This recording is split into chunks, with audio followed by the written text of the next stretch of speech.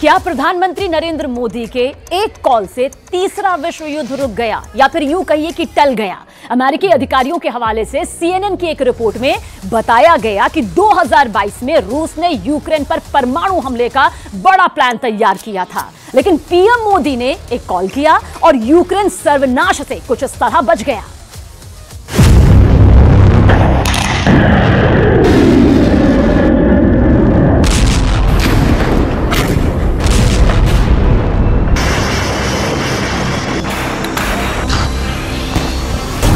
World war 3 से PM Modi ने बचाया।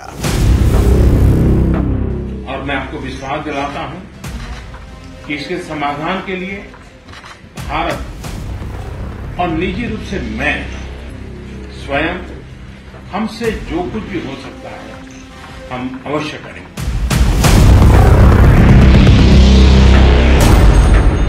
मिटने वाला था यूक्रेन का नामो निशान। मेरा फर्स्ट रिएक्शन है प्राइम मिनिस्टर मोदी को नोबेल पीस प्राइज मिलना चाहिए। मोदी के एक फोन से मिला यूक्रेन को जीवन दान। देश के प्रतिनिधि भारत देश के प्राइम मिनिस्टर श्री नरेंद्र मोदी जी का वर्ल्ड लेवल पर एक प्रभुत्व कायम है। दुनिया ने देखी विश्व रक्षक मोदी की गारंटी। भगवान के बाद अगर घर में नाम लिया जा रहा था तो सर वो आप थे। मोदी जी हमें बचा लेंगे। अब जो भी कर सकते हैं मोदी जी कर सकते हैं। 24 फरवरी 2022 ये वो तारीख थी जब रूस की तरफ से पहली बार यूक्रेन के खिलाफ पुतिन ने युद्ध का ऐलान किया था। 720 दिन हो चुके हैं, लेकिन ये युद्ध थमने की जगह और भयंकर होता जा रहा है। एक वक्त में दुनिया को लगने लगा कि यूक्रेन के सर्वनाश से पहले पुतिन रुकने और थमने वाले नहीं हैं।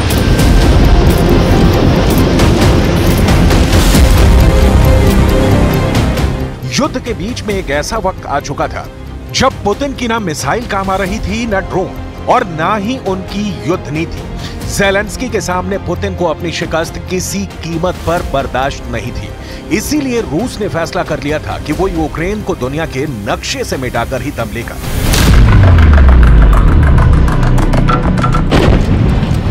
मॉस्को में परमाणु मिसाइल लोड हो चुकी थी। परमाणु युद्ध की घंटी बज चुकी थी। ज़ेलेंस्की का देश ज्वालामुखी की तरह जलने वाला था।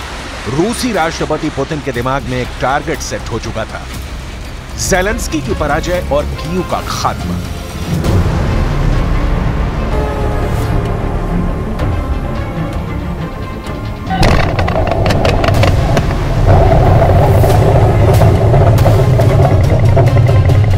यूक्रेन में एटमी सर्वनाश का मन बना चुके थे व्लादिमीर पुतिन, लेकिन इस बीच में कुछ ऐसा हुआ कि यूक्रेन को जीवन दान मिल गया। कैसे ये सर्वनाश टला, उससे पहले आप देखिए कैसे प्रधानमंत्री मोदी के एक कॉल से दुनिया तीसरे विश्व युद्ध की आहट से बच गई। कैसे आज दुनिया में भारत का कूटनीतिक डंका बज रहा है। पुतिन के इस एटमी फैसले की अमेरिका को भी भनक लग चुकी थी और वॉशिंगटन डीसी से पेंटागन तक, राष्ट्रपति से लेकर अधिकारी तक की नींद उड़ी हुई थी। अमेरिका को डर सता रहा था कि यूक्रेन में पुतिन ने अपना सर्वनाश प्लान एक्टिव किया तो उसके बाद यूरोप और अमेरिका का ही नंबर आने वाला है। एक तरफ यूक्रेन को बचाना था और दूसरी तरफ अपने देश की रक्षा करनी थी। ऐसे में अमेरिका को याद आए संकट मोचक मोदी और पीएम मोदी ने पुतिन के फैसले पर ब्रेक लगवा दिया। ये कैसे हुआ? ये परमाणु हमला कैसे टला? पीएम ने कैसे टाली एटमी त्रासदी? पीएम मोदी की युद्ध के बीच में दखल ने पूरे माहौल को ही बदल दिया। ये दावा किसी और ने नहीं बल्कि 2 अमेरिकी अधिकारियों ने किया है। रिपोर्ट में कहा गया है कि फरवरी 2022 में खिरसौन में तनाव के चलते परमाणु हमला हो सकता है। रूस के परमाणु हमले के कदम के बारे में 2022 के अंत में पता चला था, जब यूक्रेन की आर्मी दक्षिण में रूस के कब्जे वाले खिरसौन में तेजी से आगे बढ़ रही थी। उन्होंने रूसी सेना को पूरी तरह से घेर लिया था। ये हालात ऐसे थे जो रूस की सरकार को परेशान कर रहे थे। अमेरिकी प्रशासन के अंदर चर्चा होने लगी कि खिरसौन में तत्कालीन स्थिति परमाणु हमले की बड़ी वजह बन सकती है। अमेरिका ने भारत सहित अन्य ग्लोबल साउथ के देशों से मदद मांगी। युद्ध टालने में दुनिया के बड़े नेताओं ने दखल दी। CNN की रिपोर्ट के मुताबिक प्रधानमंत्री नरेंद्र मोदी ने दोनों देशों का टकराव रोकने के लिए राष्ट्रपति व्लादिमीर पुतिन से बात की। दावा है कि पीएम मोदी और कई अन्य नेताओं की सक्रियता के चलते पुतिन ने परमाणु हमले का विचार बदला और यूक्रेन पर परमाणु हमला टाला जा सका। दुनिया के दो देशों के बीच का कोई विवाद अगर युद्ध की तरफ बढ़ जाए तो वो बहुत खतरनाक साबित होता है अगर वो दोनों देश न्यूक्लियर पावर्स हों, और तब देश के जो लीडर्स हैं, जो वहाँ की सरकारें हैं, या फिर जो ग्लोबल लीडर्स हैं या ऑर्गेनाइजेशंस हैं, उनका रोल बहुत बढ़ जाता है ऐसे क्राइसिस को सुलझाने में। देश के प्रतिनिधि, भारत देश के प्राइम मिनिस्टर श्री नरेंद्र मोदी जी का वर्ल्ड लेवल पर एक प्रभुत्व कायम है। पीएम मोदी और व्लादिमीर पुतिन की दोस्ती जग जाहिर है, इसलिए पिछले साल भी रूस यूक्रेन युद्ध को समाप्त करने के लिए अमेरिका ने इशारा किया था कि पीएम मोदी चाहे तो तुरंत युद्ध खत्म हो सकता है। And you think there is still time for Prime Minister Modi to stop the war or convince President Putin? I think there's still time for Mr. Putin to stop the war. I think there's still time for Mr. Putin to stop the war. Prime Minister Modi can convince? I'll let the Prime Minister speak to whatever efforts he's willing to undertake. I want to stress it again, Goyal. I mean, certainly the United States would welcome any effort that could lead to an end of hostilities in Ukraine. PM Modi की leadership में दुनिया ने भारत का दम देखा। जब रूस Ukraine युद्ध की तबाही के बीच में भारत ने ऑपरेशन गंगा चलाया था। ऑपरेशन गंगा 21वीं सदी के सबसे बड़े राहत एवं बचाव अभियान की कहानी है, जिसे भारत सरकार ने यूक्रेन में चलाया। इस बचाव अभियान के माध्यम से 22,000 से अधिक भारतीय छात्रों को सकुशल घर वापस लाया गया। पीएम मोदी ने इस काम के लिए अपने मंत्रियों ज्योतिरादित्य सिंधिया, हरदीप पुरी, किरण रिजिजू और वीके सिंह को चुना और एक टास्क फोर्स बनाई। खुद पीएम मोदी इस मिशन को लीड कर रहे थे। उस वक्त अलग अलग देशों से भारतीय छात्रों को एयरलिफ्ट किया गया। युद्ध के हालात में यूक्रेन का एयर स्पेस बंद था, इसलिए पड़ोसी पोलैंड, रोमानिया, हंगरी और स्लोवाकिया से फ्लाइट चलाई गई। यूक्रेन के साथ लगते इन देशों के बॉर्डर्स पर कैंप लगाए गए। चारों तरफ बम और मिसाइल बरस रहे थे। सैकड़ों छात्र बर्फ पिघलाकर प्यास बुझाने को मजबूर और भोजन की कमी झेल रहे थे। यूक्रेन के ऊपर नो फ्लाई जोन बना हुआ था।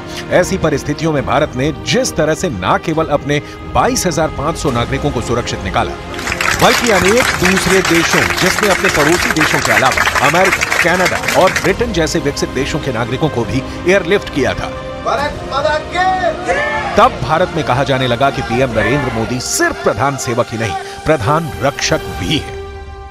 सर में हमारे पास कोई होप नहीं था, और single hope only is this कि हमारा government and first of all sir specially you sir भगवान के बाद अगर घर में नाम लिया जा रहा था तो सर वो आप थे। मोदी जी हमें बचा लेंगे, अब जो भी कर सकते हैं मोदी जी कर सकते हैं। और मेरी कोशिश है कि हर जिले में मेडिकल कॉलेज हो। जिस प्रकार की कोशिश हम कर रहे हैं तो शायद 10 साल के भीतर पिछले 70 साल में जितने डॉक्टर बने हैं उतने नए 10 साल में बन जाएंगे जी। इतना बड़ा काम हो जाएगा तो फिर बच्चों को बाहर भी नहीं जाना पड़ेगा, मजबूरियां खत्म हो जाएगी, परिवार को भी टेंशन नहीं होगा। मिस्टर मोदी को नोबेल पीस प्राइज मिलना चाहिए, लेकिन ये नोबेल पीस प्राइज वेस्ट का मोनोपोली है, तो उन्होंने हमेशा ठीक से उसका डिसीजन लेते नहीं है। लेकिन हमारा प्रतीक्षा है इस साल 2024 में Nobel prize committee will take the ठीक डिसीजन। ये तस्वीर दुनिया ने देखी थी जब पिछले साल हिरोशिमा में पीएम मोदी और ज़ेलेंस्की एक टेबल पर आमने सामने बैठे थे। सूत्रों के मुताबिक उस वक्त यूक्रेन ने भारत से मदद मांगी थी और यूक्रेन के राष्ट्रपति व्लादिमीर ज़ेलेंस्की ने पीएम मोदी के सामने एक शांति समझौता रखा और उस पर भारत का समर्थन मांगा था। तब पीएम मोदी ने जो कहा था, 1 साल बीतने से पहले उसका असर दिखने लगा। यूक्रेन में चल रहा युद्ध पूरे विश्व के लिए बहुत बड़ा मुद्दा है। पूरे विश्व पर इसके अनेक प्रकार के प्रभाव भी पड़ेंगे, लेकिन मैं इसे राजनीति या अर्थव्यवस्था का मुद्दा नहीं मानता। मेरे लिए यह मानवता का मुद्दा है, मानवीय मूल्यों का मुद्दा है। युद्ध की पीड़ा क्या होती है, ये आप हम सबसे ज्यादा जानते हैं। यूक्रेन युद्ध की वजह से वैश्विक मंच पर भारत की भूमिका बढ़ी है। अंतर्राष्ट्रीय मंच पर भी भारत ने अपनी विदेश नीति को इसी तरह से पेश किया। भारत ने यूक्रेन और रूस के युद्ध को हमेशा कूटनीति के जरिए सुलझाने की सलाह दी। वैश्विक मंचों पर रूस के खिलाफ किसी प्रस्ताव पर वोटिंग की बारी आई तो भारत ने उस प्रक्रिया से खुद को अलग कर लिया। इस समय जो युद्ध चल रहा है, उसका प्रभाव प्रत्यक्ष और परोक्ष रूप से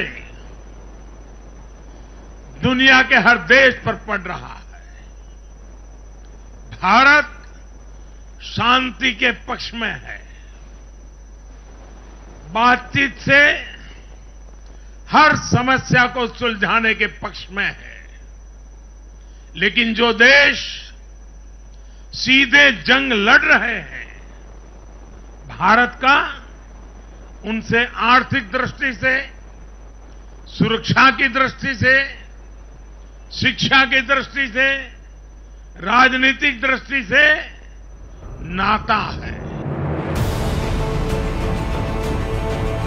अमेरिका समेत अन्य पश्चिमी देशों ने इसका विरोध भी किया तो भारत ने साफ कर दिया कि जहां भारतीय नागरिकों को फायदा होगा, भारत वहीं से डील करेगा। भारत की इस तटस्थ लेकिन मददगार भूमिका को देखकर ऐसी चर्चा होने लगी कि भारत ही ऐसा देश है जो इस युद्ध को रुकवा सकता है।